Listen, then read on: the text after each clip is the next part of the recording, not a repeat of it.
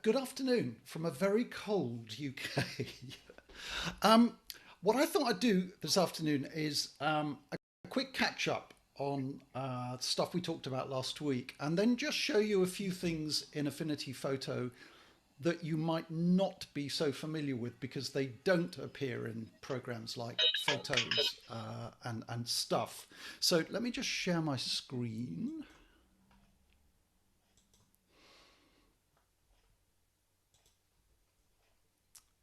And to get rid of video panels. That's good. And hopefully open Affinity Photo. So a bit of advertising before I begin, if I may. Two really important things. That is, if you read messages on the message board, you will already know this. But last time we met to talk about Affinity Photo, I did mention that they're very, very keen to get as many copies of this wonderful program into people's homes as possible. And I think I mentioned looking out for Black Friday sales, and that sale is now on. And at the moment, if you like what you see, you can purchase a copy of this fantastic program on either the App Store or directly from Serif, from their website, with a third off. And I think that in the USA, I think that reduces the price from something like $50 to $32 or $33. So it's an absolute steal. And I think that deal is running all of this week. It may well run beyond it, but my best advice is go for it. If you're thinking of getting a copy, do it now. The other thing is, many members last time very kindly expressed interest in a class that I'd run with Suffolk Mac User Group here in the UK, and asked if it was available. So I reviewed it, and it was in fact it made up the first 6 meetings that we ever held on Zoom, and it was a bit rickety. So immediately following the last session, I completely re-recorded the entire thing. So I now have a collection of high definition videos, no umming and ahhing, no interruptions from other members asking questions. It's 5.5 hours long, and quite a sizable number of people have already very kindly purchased a copy. If you'd like some more information about that, please just type in the comments more information, please, and I will pick up your name, get your email address if I don't already have access to it from Eckhart, and I'll send you the details. And with that, let's crack on. So when we finished the last session, I was talking about layers. I was also talking a lot last time about non-destructive editing. Now, non-destructive editing is fantastic for all the reasons I'm sure you'll remember. And basically that is that if you do edits non-destructively, once you've saved your file, if you reopen it days later or weeks later or months later, you have the facility to unchange, to change those, to change stuff back to where it started. So it's a much safer way of proceeding. It means that if you make mistakes, you can easily correct them.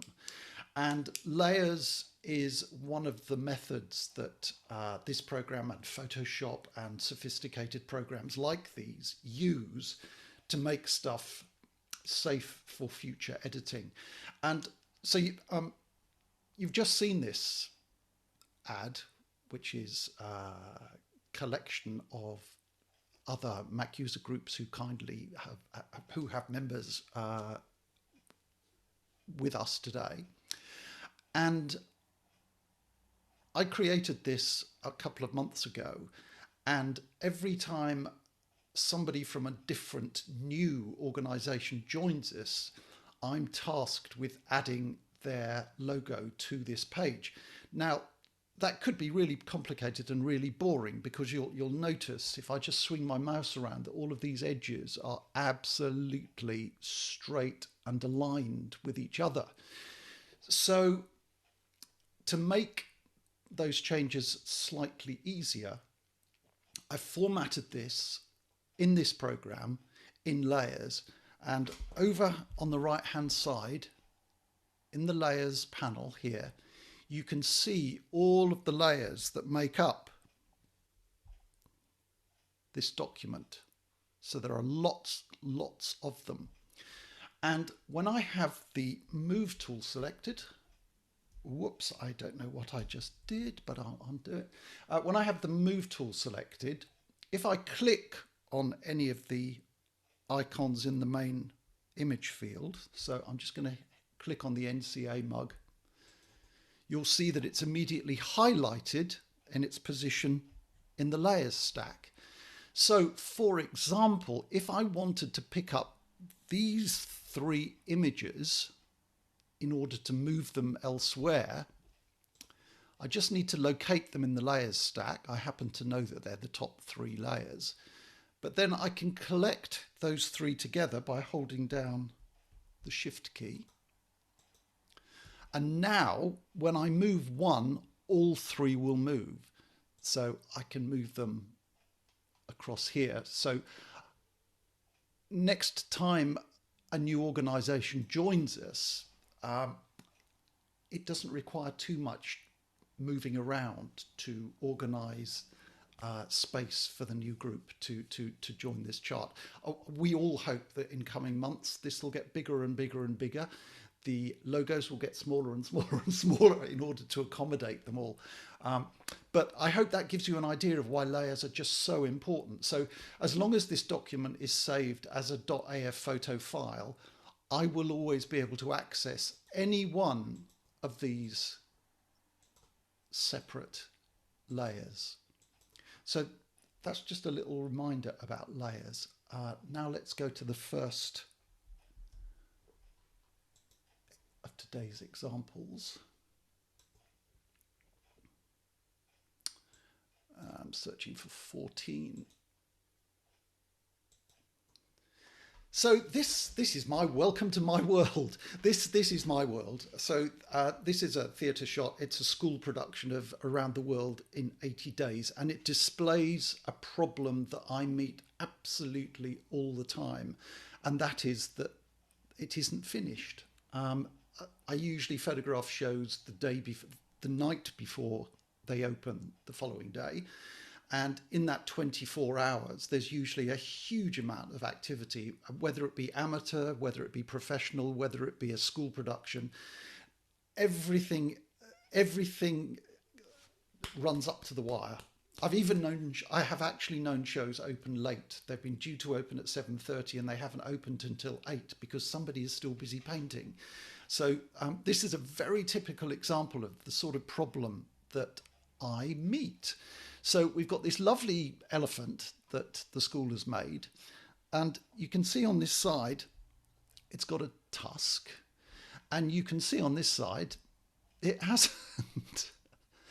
Now it's a useful image because it says a lot about the production. It says that, you know, the kids have gone to a lot of trouble with their sets. They've created puppets like this massive elephant thing, and they wanted to use this image front of house, but they would like it obviously to have been finished. So how on earth do we do that? And the answer is simple, actually. We use something called mask layers. Now, if you use Photoshop, exactly the same thing is called layer masks. In AP, it's mask layers. And the way that mask layers work is this, and this is just stunning, and a practice that I use virtually every single day when I'm working on images in my job. So first of all, I'm going to select this tusk that is complete. So I'm going to go up here and pick up my freehand selection tool, which I hope you'll remember from the last session. And I'm going to make a really loose selection around this tusk. It doesn't have to be accurate at all, just that.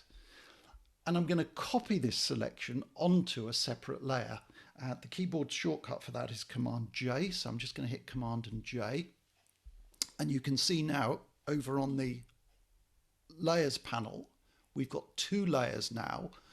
And if I just turn off the background layer for a second, you can see that the upper layer just contains that tusk. So let's pop that back again.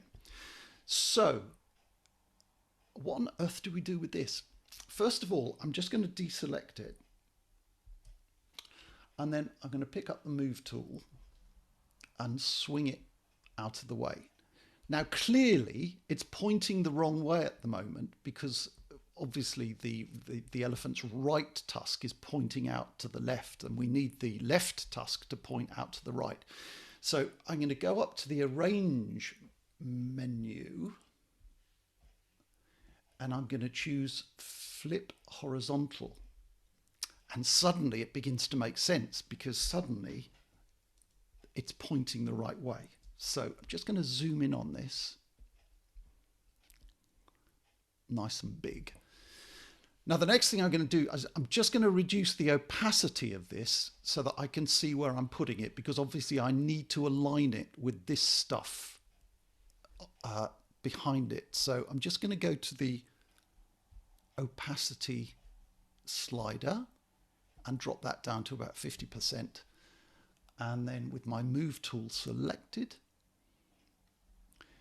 so you can see this band at the top of the tusk, and you can see the sort of edge of the band here. And I want to make sure that I cover that with this. So I'm just going to push that to about there. I think that will do. And then we'll pop the opacity back to 100%.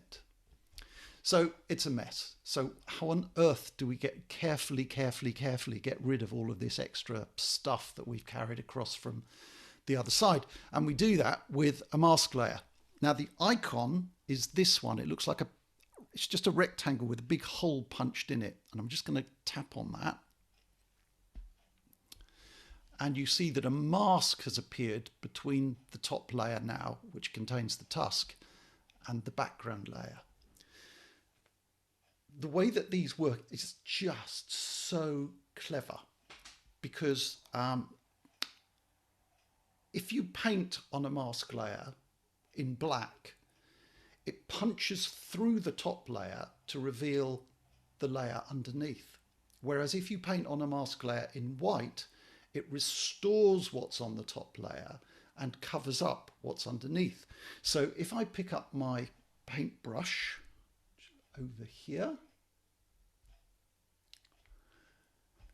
the program is smart enough to know that I'm painting on a mask layer. So it's made black the foreground color because I need to paint in black because I want to get rid of this. And look what happens when I run the brush over it. You can actually see immediately what's underneath.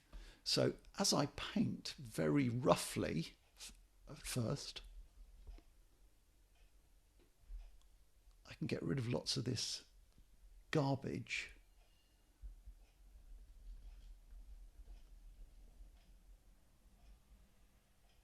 To reveal the background layer.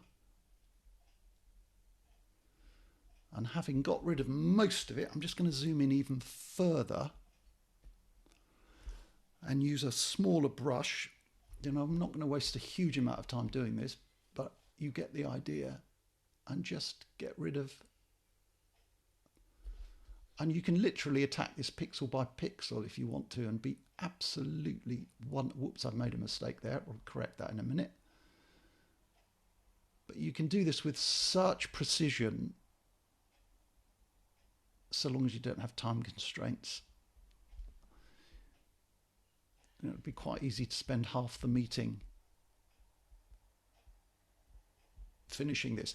Now, if you make a mistake, and I've accidentally whopped a bit of the tusk out just there, but let's make a bigger mistake. What if the cat suddenly jumps onto my lap and I go, whoops? It just doesn't matter, because all I have to do is, instead of painting in black, is paint in white, and I can restore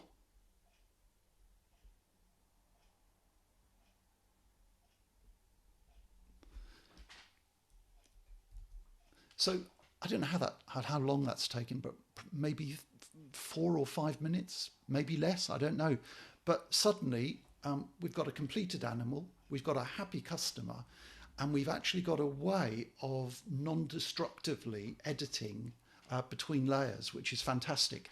So going back to that stuff that I illustrated last time, when, for example, we were cutting out a sky in order to change the skyscape behind some buildings, if you introduce a mask layer, it makes it really easy to correct any errors at a later stage if you suddenly discover there are some. So this is profoundly useful when editing, and as I said, something that I use on a daily basis, and it's available in this software, and fantastic, absolutely fantastic. Right, let's move on. Mike, I have a question. Do you know, I was just about Marcia, someone's ahead of you. Oh, I'm sorry. I'm sorry. Okay. I was just about to say, my goodness, you're all being ever so quiet. Yeah. Mitch, can you unmute yourself and ask your question, please? Yeah, Mike, I know you do everything in RAW. What if you don't do it in RAW? What if you're just doing regular photos? Can you still do all this editing stuff? Yes, this is not RAW. This is not RAW. So this image that you're looking at here started life as a RAW image, but we're in the photo persona here. This is just a JPEG. Okay, so perfect. Absolutely, 100%. Yeah. Thanks. I got it. Okay, Marcia, your turn. I'm sorry about that. I'm new in this. First time. No problem. This is Affinity Photo. Yes. And you cannot get it on the iPhone, only the Mac. Well, you can. There's a version of there. Yes, you can get it on the App Store for iPads. I'm not sure about phones. I'd never thought it. I mean, to be honest, the idea of trying to edit something on a phone would fill me with horror. Yes. But if you have an iPad, yes, there's an iPad version of this, and it's ridiculously inexpensive. I think in the UK at the moment it's something like £8. So you probably get it's on sale for about $9.99 in the US. Yeah, there you go. There you go. Okay. So thank you. I got it. Thank you. Right. So it's a very similar program on the iPad, but not the same. So there's a bit of a learning curve involved with the iPad version, but we've used it and we've done demos at Suffolk with it, and it certainly works. So, yeah. Mike, Alan Kent, can you please unmute yourself and ask your question? Yes, thank you for the response about the JPEG in addition to RAW. How about the HEI Apple format? It doesn't make any difference. It doesn't make any difference at all, because as far as color management is concerned, when you open an image in Affinity Photo, it will simply look at the metadata. It'll say, "Oh, this has got an HEICC tag on it." So that's all there is to it. It's not something you need to concern yourself with. Thank you. Thank you, Alan. Mike, is this a cross-platform app? Yes.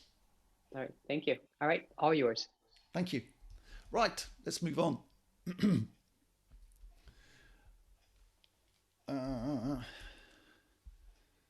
What am I doing next? 20. Oh, I've got to talk about. So retouching, I think I touched on this last time we met, but retouching became really, really important to me when my mother passed her 80th birthday, because we decided that we would make a book for her 80th birthday that was a collection of family photographs that go back to the year, 1733 or whenever my mother was born. But lots of them look like this one. And so I had to kind of learn retouching in a hurry, really, in order to do this job with any sense of satisfaction. And there is a single tool in Affinity Photo. In fact, there are lots of retouching tools, but I'm only going to talk about one today because, again, because of time constraints, because this could take 2 afternoons. And it's over here. When you open Affinity Photo, it will look like that. It looks like an elastoplast. When you click and hold on it, there's a drop down menu, and at the bottom, towards the bottom of that, there's something called the Inpainting brush tool. Now, for my money, the Inpainting brush tool is worth the price of this application all on its own, because it is absolutely stunning. And I'll show you just how stunning in just a moment. First of all, I just want to deal with the general tones of this photograph, which is obviously faded over time, and we don't have any whites and we don't have any blacks. So we'll do what we've done 100 times before. We'll go to the adjustment panel. We'll make a levels adjustment.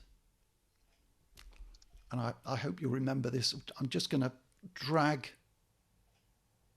the sliders in to meet the 2 ends of the histogram, bearing in mind that, assuming that there are black areas and white areas in this image, the end of this histogram is where the black point should be, and this end of the histogram is where the white point should be. So I'm just going to slide that up there, and what a difference.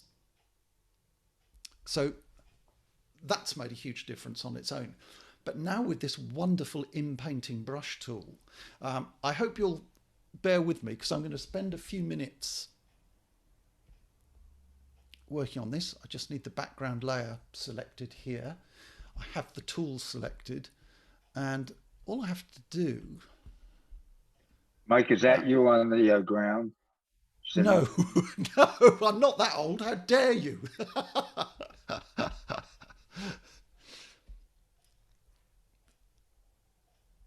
I always start with the easy stuff. I always recommend that you start with the easy stuff, because if you start doing the easy stuff first, you just get used to the feel of working on the image, and I always leave the most difficult bits until last, because I don't know, it just works for me. Now, the trick is always to work with a brush that's the smallest size possible to cover whatever you're trying to repair. So I'm going to zoom in a bit on these creases, and I've got fingers on the square bracket keys on my keyboard, and if I hit the left square bracket key, the brush gets smaller, and if I hit the right square bracket key, the brush gets bigger. And I keep fingers there all the time so that I can actually change the size of the brush as I paint. And this is I was gonna use the word laborious. It isn't laborious. It's actually, I find it really satisfying, because most of the time, you see, it recognizes the edges of things. It's quite staggeringly clever. So I've got a scratch here. We'll just paint up that. And then we've got some major issues down here. I'm going super fast, obviously, because of time constraints, and when done properly, one would expect to spend, I suspect, at least half an hour on this image. I found that little and often seems to work, you know, rather than taking one great big sweep up here. Something's gone wrong there. Let's try that again.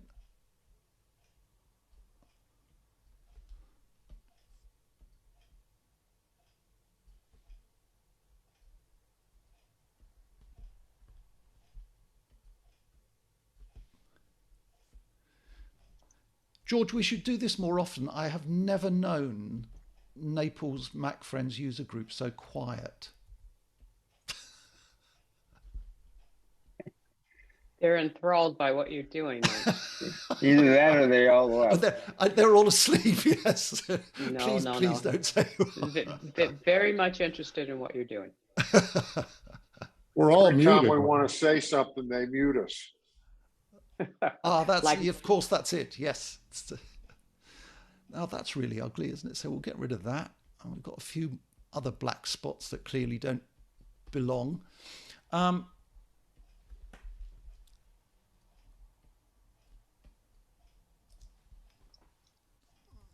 Tiny, tiny brush. Short strokes. Sometimes I'm just spotting. But you quickly get a grip on kind of what it needs to produce the best results.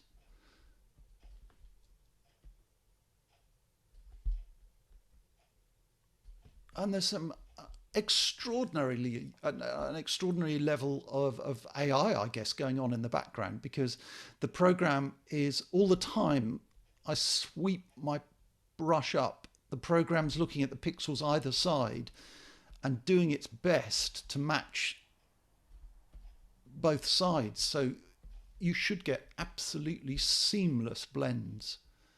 And literally 9 times out of 10, it works a treat. This lady's face is extraordinary. It has, I think they're scratches, but it has these sort of horrible spidery sort of lines all over the place. And they're really quickly removed.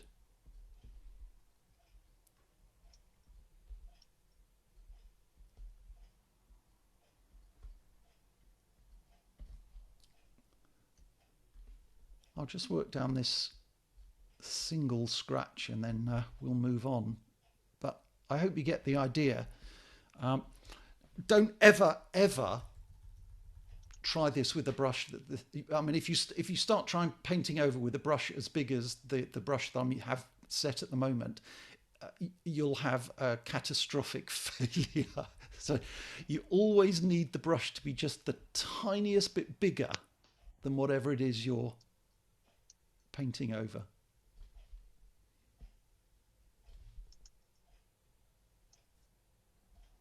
Let's just have a little.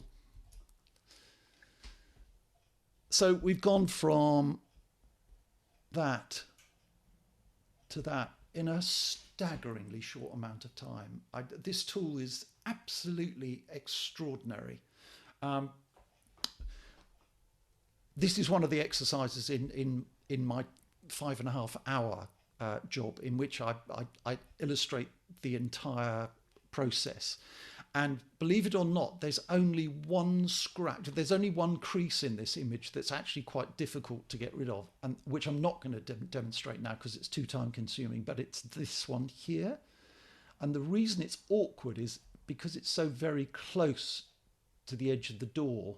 So if you try a sort of sweep down this, the program has no idea whether it ought to be black, whether it ought to be creamy grey, you know, whatever. So, but that's the only issue. All of the rest can be done with this single tool. So it's astonishingly powerful.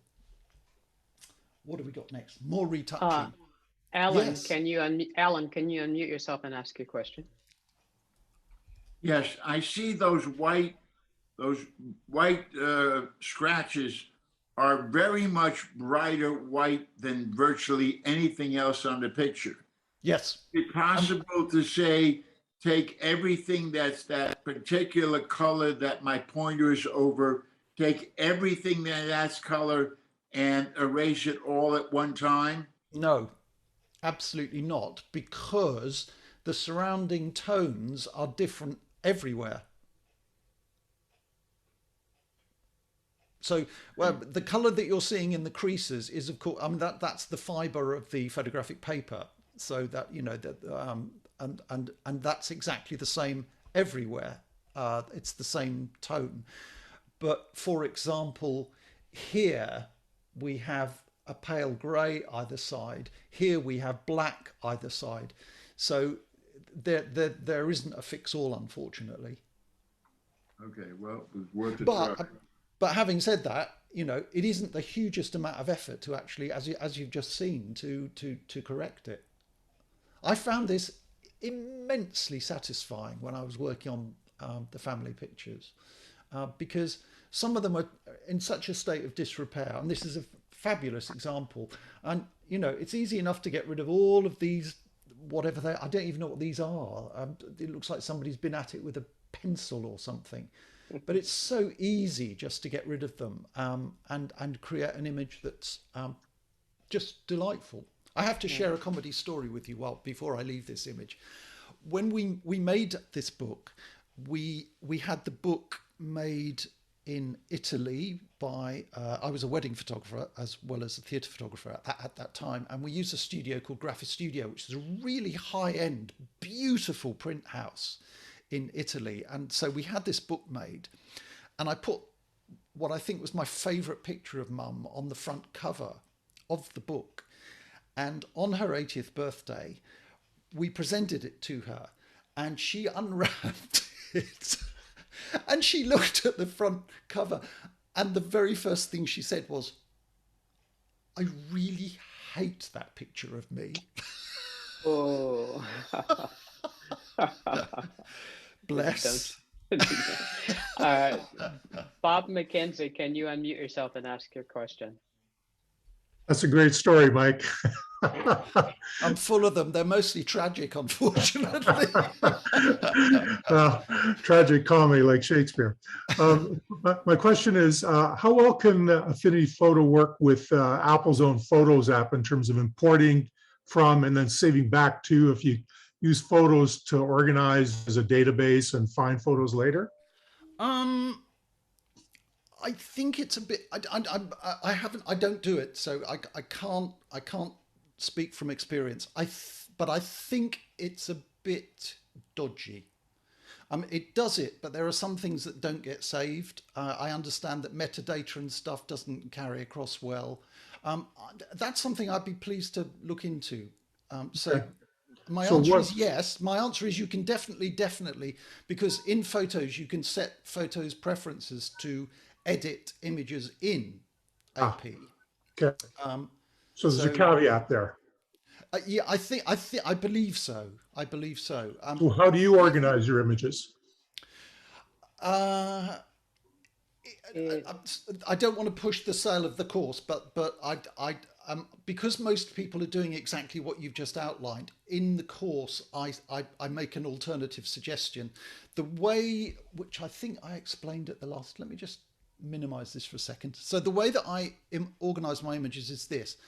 I have an external hard drive. It's 2017 to present.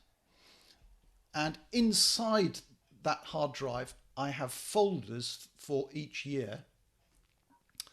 And inside each folder, I have subfolders for each month.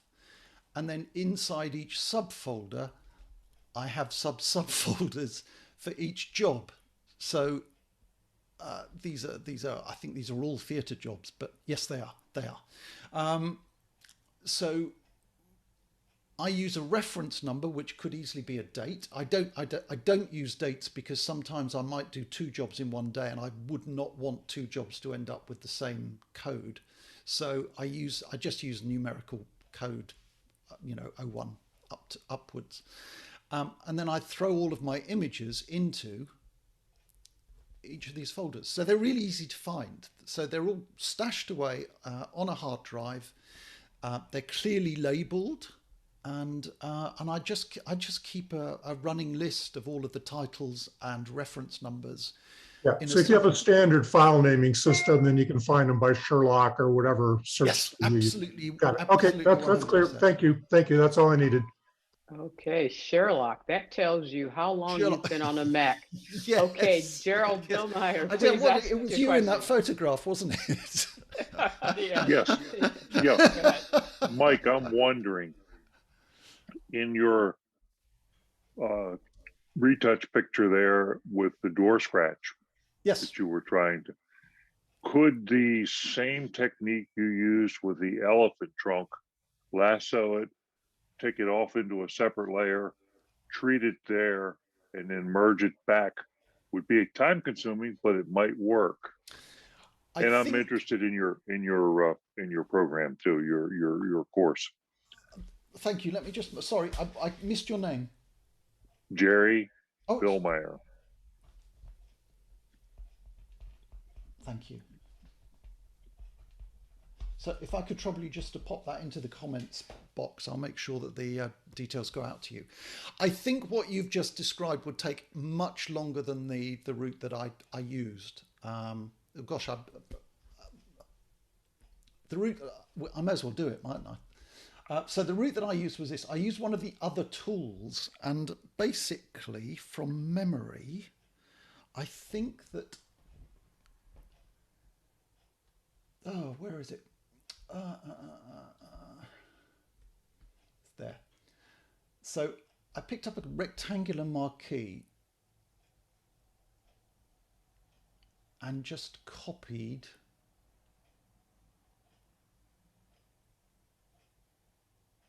that area onto a separate layer. So Command J, which pops it onto a separate layer. And I then did my work just on that separate layer, because obviously that would then not affect anything around it. So I just painted through this, and as I painted through this, it could only see the little bit of information on either side, and the job was done. So it's not that complex, but it just took a few minutes. I hope that makes sense. Please let me move on, because there's so much to get through.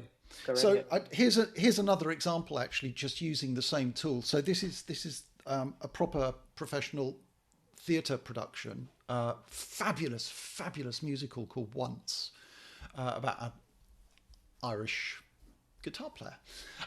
And so we've got two issues with this image. One is this rather scruffily positioned microphone on the actor's head. And the other is that I know this actress, and she's lovely, and I know that she would not find that flattering. So just as we did when I was working as a wedding photographer, we help these things. We help flatter people, I guess, because they like it. So let's do the easy bit first. So I'm just going to zoom in on young Daniel's head. I've got my tool selected over here. Brush is too small.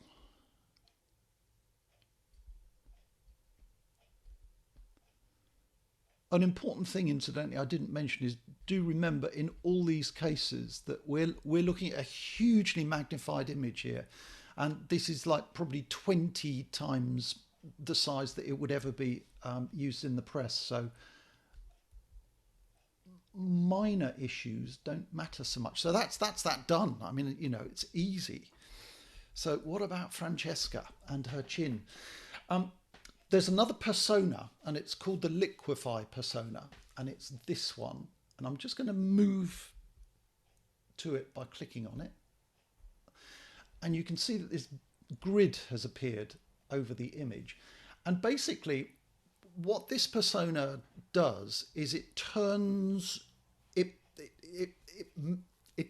every single pixel into molten lava. That's the best way I can think of describing it. It's like wet paint. That's probably a better one, actually. So every single pixel has basically become wet paint. So I can nudge it and push it in exactly the same way as you would oils on a canvas. So the first thing I need to do with her, I'm just going to zoom in a tad. I'm going to pick up this tool, which is called the Freeze tool. And with a fairly small brush, I'm just going to basically mask the bits that I don't want to be affected by whatever I do next. So I don't want this end of the chin to move. I want that bit of the chin to move, but I don't want any of her sweater to move. So again, forgive me if this goes pear-shaped. I'm doing it as quickly as I can for obvious reasons. I think that should be enough. Now I'm going to pick up this nudge tool, which is called the push forward tool. And with a huge, great brush, I'm just going to push the pixels that way from bottom right towards up left. And I'm just making contact now. And isn't that extraordinary? And that may even be enough. Let's apply it and see what happens. If we feel it isn't enough, then we can come back and do some more. But that's all, you get the point. That's already much more flattering. And there's no way, after a couple of minutes of manipulation, there's no way that it would upset the actress. And the last thing in the world one would want to do is upset a member of the cast of a show. And same goes for family. You know, I think one reads of wedding photographers making very large people very thin, and that's absurd. But I think tiny amounts of manipulation just to kind of I suppose it's like very minor plastic surgery. You don't even notice it. You don't notice it, but it just looks nicer. So you have that facility in Affinity Photo as part of the package, which is fantastic. Let's move on. Any questions while I'm opening the next? I don't see any. Okay. We're going to let you go through this. Go ahead. Thank you. Mm-hmm. So again, one could spend the afternoon talking about type, and I won't do that. But just in a nutshell, Affinity Photo has, I think, a unique approach to type, and that is this. So this is Angel's Landing, Zion. Let us pretend that we want to use this image for the cover of a book, and we want to put the word Zion in big letters in this space in the sky. So the type tool is over here. It's one of those ones, if you click and hold, there's a text tool and a frame tool, and I'm only going to illustrate one of them today, and that's the top one. And the way that it works is this. Having selected it, you just click and drag to whatever size type you want. And certainly this is much easier than Photoshop, because you just have to make educated guesses about what point size you're going to use in Photoshop. And I find that really awkward, whereas this is just a doddle. So I can have teeny, I can have mega huge. I'm going to hold it about there, and I'm just going to type the word Zion. I'm then going to, it's a hideous font, so just double click that. Go over to my font list, and I'm going to go in search of fat and podgy, because I want a fat podgy font, because I want to fill it with something. So I'm going to go down here to Cooper Standard, which looks like that, and it's way too big, but that doesn't matter, because you see these little handles at the corners and centers of each of the edges. So I can pick one of these up and just drag it in until it's the size I want. Now, if it isn't in the position I want, then I can just grab my move tool and put it wherever I want. Okay, now, having created this text, there's a million things that we can do with it. We can add all sorts of effects, and which I'm not going to do now, but over here, next to the layers panel is an effects panel, and that's got loads and loads of effects. Actually, I might use one of those. There's also a load of styles, and just by clicking on these, you can add all sorts of effects to text. And there's, hours of fun. This is something really to do, I guess, if we all have to suffer another lockdown. This is the perfect way to get through a lockdown, because there's so much to play with, and most of the time it is immensely satisfying. What I want to do is something completely different. I want to add an image to this word, and I want the word to be filled with texture that kind of sort of matches Angel's Landing with this lovely red rock. And I found this. which is just a texture image. And I'm just going to copy this. So Command C, go back to the original, make sure that I have my type layer selected in the layers panel. And I'm going to go to edit, paste inside, just there. And look at that. And I've messed around with this with all sorts of images. What's lovely is the whole of that texture image has been carried across to this image. So now, as long as I've got my move tool selected, I can actually shift it around until I find something a look that pleases me. Okay, which is amazing. And having done that, now with my type layer selected, let's just go and add an effect. So I'm going to go to the effects panel here. I'm going to add an outer shadow.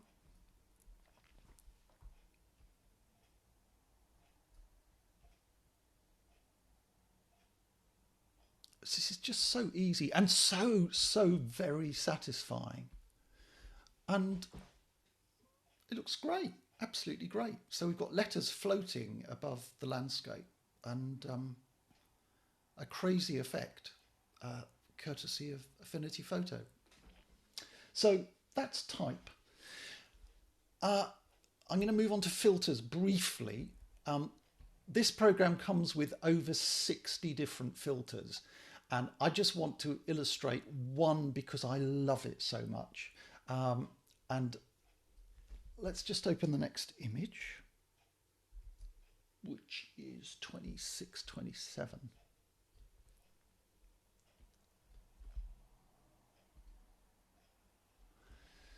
So we collect Art Deco in this house. I love Art Deco. I photograph Art Deco wherever we go on holiday. This is the Rockefeller Center in New York. And I discovered this filter, which seems to particularly love Art Deco. And it's under the filters menu, along with many others, distort, and it's just called mirror. And this basically pops your image into a kaleidoscope. And at the moment, it's only a single reflection, but you can see from this dialog box down here, we've got a slider so that we can control the number of mirrors. And then we've got two dials so that we can revolve the base image at the input stage, and we can revolve it at the output stage. So there's lots and lots of variables here to play with, but just watch, it's just gorgeous.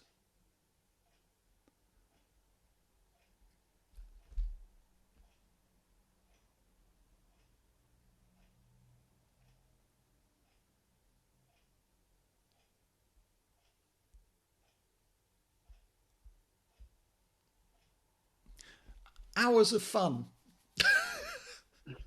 Let me just apply it to another one. So Radio City Music Hall, the most extraordinary theatre venue. I've yet to see a show in this building, but I kind of must before I die. Let's just do the same thing. So I'm going to just go to Filter, Distort, Mirror, and ramp up the totally different sort of effect this time. But really quite lovely. So enough of that. What's next? Ooh, okay, you probably won't know what this means because nobody does. One of the big problems with retouching human flesh is that unless you're very careful, you can turn people very quickly into Barbie dolls. I've seen it 1,000 times. And the reason for that is that with a typical portrait, when you're retouching with something like the Impainting tool, it kind of turns skin into a bit of a sludge, so it doesn't have any detail. And until really relatively recently, high-end professional portrait photographers used something called frequency separation, which sounds horribly technical and difficult, but Affinity Photo has actually made it really easy. Now you can do this in Photoshop, but it's a lengthy process that requires relearning well, certainly for me, it required relearning every time I used it. But Affinity Photo astonishingly has automated it. And it's down here under the filters menu, just here. Okay, so I'm just going to open the next image. Windows 28.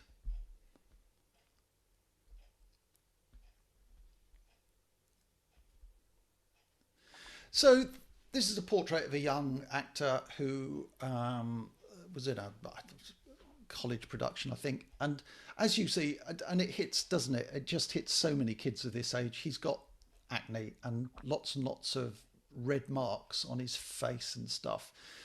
And obviously would prefer it if he didn't. And Affinity Photo just gives you an extraordinary path to get rid of all of this with incredible ease. And let's just go through the process. So I'm going to go up to the filters menu and choose frequency separation. And very quickly, Affinity Photo has done its maths and it's created two separate layers for this image. And this rather odd looking grey panel on the left contains all of the texture in the image. And this colourful, but now out of focus, it appears, side contains all of the colour information. So the reason it looks soft is because all of the detail has been ripped out of it and is now sitting on this side. So I think I can pull this. Yeah, so there's all of the detail and there's our out of focus face. Now you can make a number of changes to this, but on every single occasion that I've used this filter, which includes just yesterday with two children who are suffering from a similar problem, the default settings appear to work really well. So I'm just going to hit the apply button. So when I go to the layers panel now, you see that we've got two layers. We've got the high frequency information, which is all of the detail, and then under that we've got the color information. So I'm just going to turn off the high frequency information and you'll see the image now looks very soft, and I'm going to select the low frequency layer because that's the layer I want to work on, and I'm going to enlarge it. That should be big enough. Pick up my faithful Impainting tool, and I need to be fairly careful because where any subjects have moles, and I think that's one there, and there's certainly one there and one there, it's good not to get rid of them because that's a kind of permanent facial feature. Whereas this stuff, the red stuff, is not a permanent facial feature, and give it 6 months, give it a year, and it'll be gone. So that's the only stuff that I'm going to attack.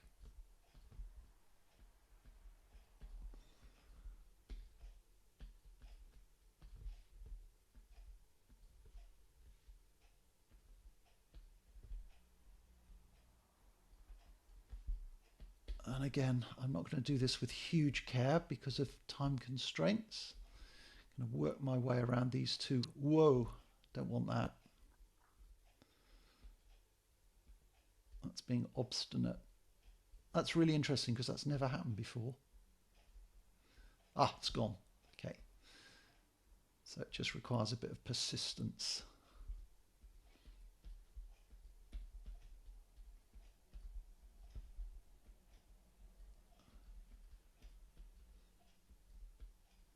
Now, just like the previous jobs, one needs to spend a fair few minutes at this to achieve a really nice, smooth effect. And it absolutely doesn't matter how smooth this gets because we're only handling color. We're not handling any detail at all. I I think we'll go with that. So let me just zoom out so that you can see the whole image. And now we'll pop the high frequency layer back on, and there we are.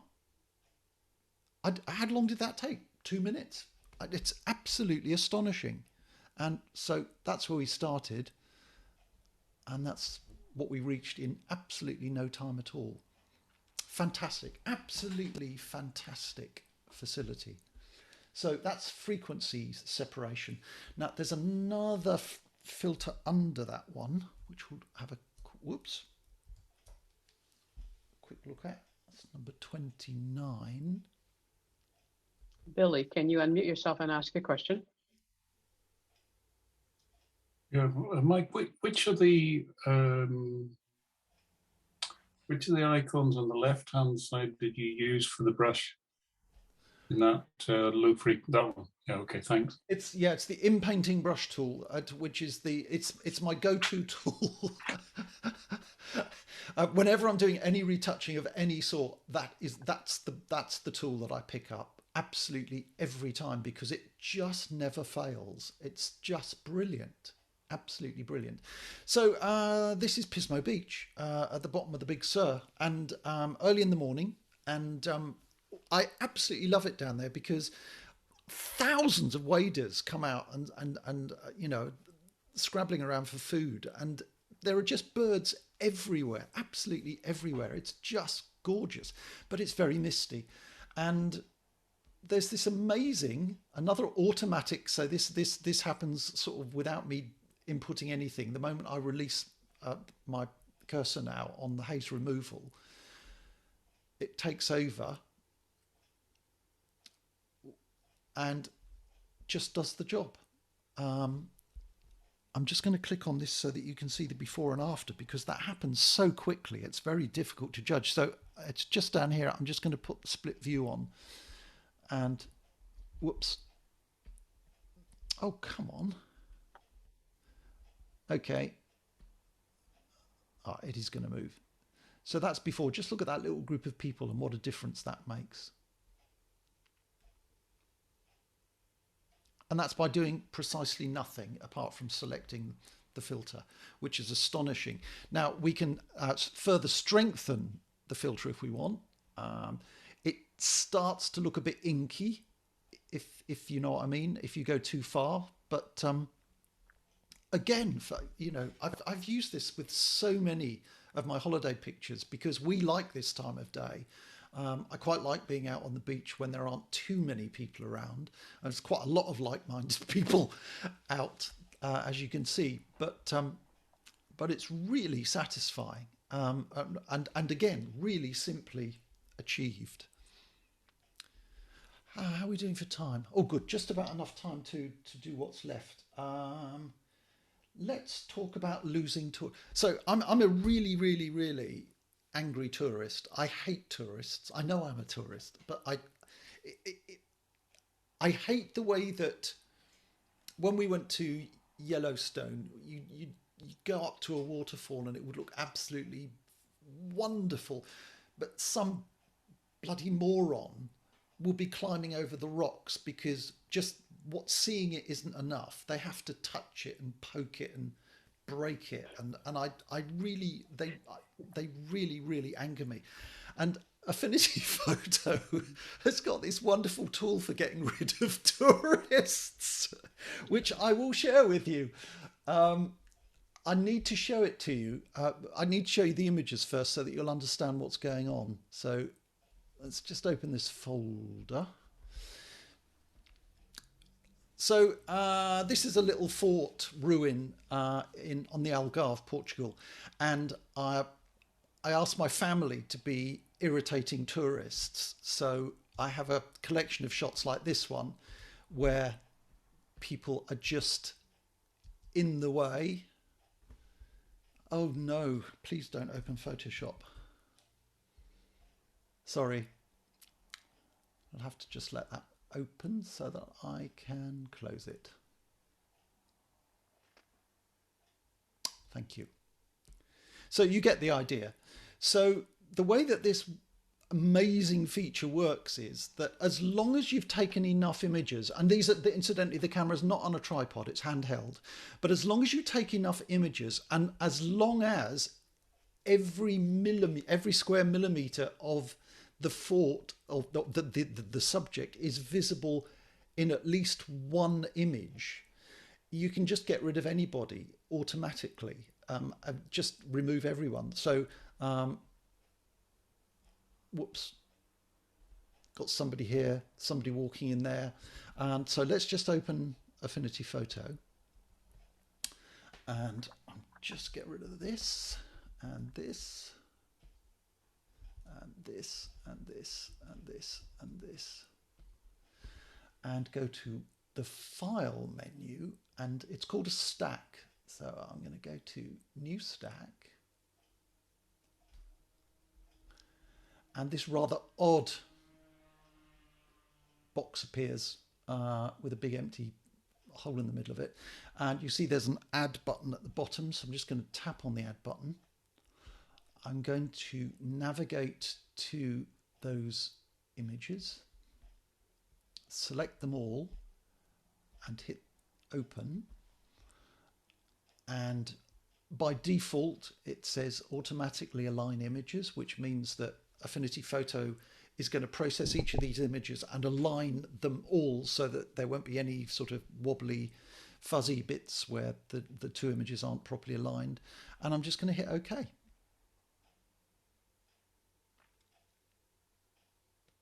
And hopefully that happens. There you go. So if I go over to the layers panel, and just open it up and just have a look at these one by one. So that's 1, that's 2, that's 3. You get the idea. Isn't that astonishing? I love this. I love this. I love it. Because even if they irritate me so much that I want to go and punch them, I don't have to look at them in my my photographs. Oh dear. Have I got time for one more? Yes, you do. Thanks, Sheeta. You're welcome. So this, I have to finish with this just because it's magical and not something that anybody would use every day. I mentioned earlier that we collect Art Deco, and we have a number of bits of Art Deco sculpture in the house. Whoops. And so the question posed is, if you've got this sculpture, or indeed anything, and in this particular case, it's about 1 meter wide. It's about 1 meter from the back of this hand holding the spear to this hand grasping the rock. But in order to get a dynamic composition, you decide that you want to photograph it kind of across, across its width. So rather than with the left hand on one side and the right hand on the other, the left hand is really close to the camera and the right hand is a long way from the camera. How on earth do you do it? And the answer is you simply can't, using traditional means, because whatever lens you're using, no lens on the planet will focus with a depth of field that would include this close-up hand and this distant hand. So in order to make this work, you do need your camera on some sort of tripod or some sort of support. But what you do is you take a big collection of images. I'm just going to hit the down arrow keys. I think this will work, won't it? Yeah. So there's the first image, and then you just tweak the focusing ring just the tiniest bit, the smallest amount that you can actually move it, and take another one and another one and another one and another one and another one and another one, and you just keep going until this distant point is in focus, and you end up with this great mountain of images. And this is what Affinity Photo does to them.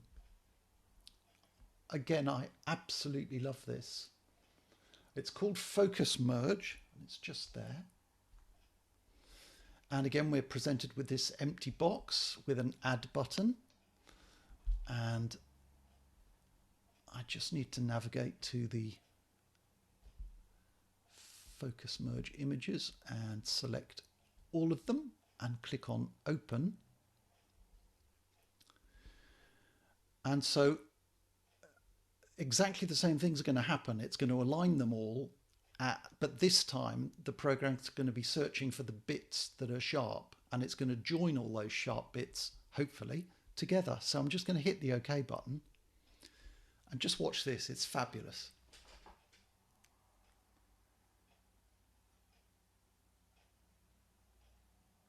This is absolutely 100% automatic. I'm doing nothing.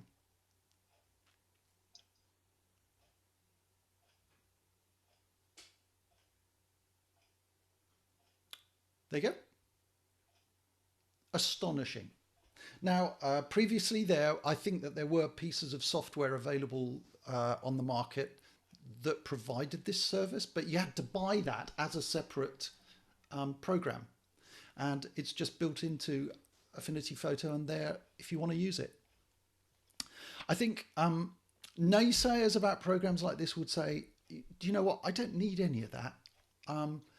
But in practice, what I found was that the more I learned, the more I used, because when this was presented to me, I thought, oh God, that's fantastic, because I can easily do this and use this. And a bit like the disappearing tourists, it gives me huge joy to exterminate tourists.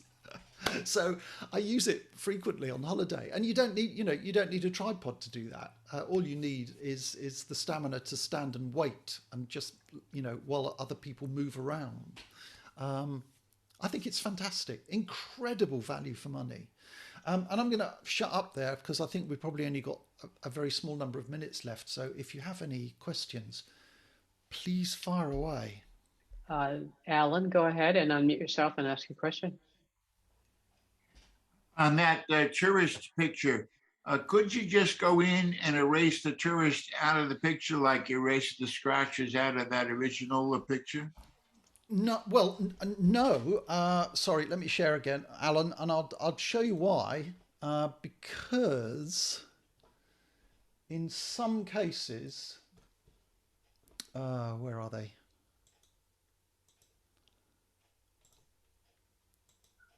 Yeah, in some cases, this is my sister, and she won't mind me being rude about her. But look how much space this blasted tourist is covering up. You couldn't just paint over this because it's like a quarter of the shot. Yeah. And of course, there's no way that Affinity Photo would know what to replace her with. I guess you could have erased the guy on top, but you probably would have had a hard time erasing her. Yeah. And yeah. So yes, it's possible if people are small and in the background and not filling up too much space. But if they're any size at all, even this shot, deleting that area, the program's going to have to lift information from somewhere to replace my sister. And whatever gets replaced, it's such a big area that you're likely to be able to recognize that, oh, it's that patch with that shrubby thing in. Do you know what I mean? Yeah. So, well, I mean, I don't want to present. I just would have cropped her out of it, and then we wouldn't have got the whole picture. We would have got the important part, and then I would have erased him. But cropping's cheating. Okay, all right. One quick question. David Winograd, can you please unmute yourself and ask your question?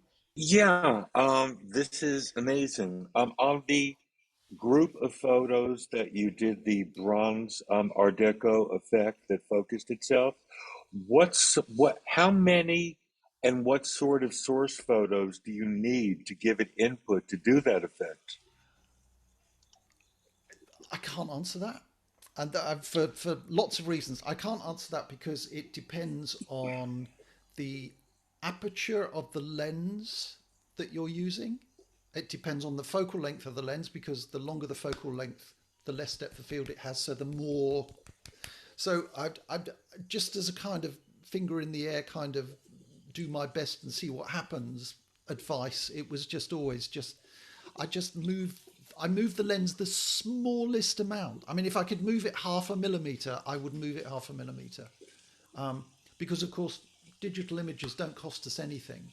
And even if you end up with 30 or 40, it doesn't matter, because once you've got your final image, you can just chuck them. Okay. Thank you. All right, it is time to say goodbye. George, all yours. George, we can't hear you. Oh, sorry, George. Mike. Sorry, before you do, Go can ahead. I just to say that if anybody is interested in the course, to make sure, because this will be your last chance, just put more info, please, in the chat column right now, and I'll drop you some information across. And no obligation, of course.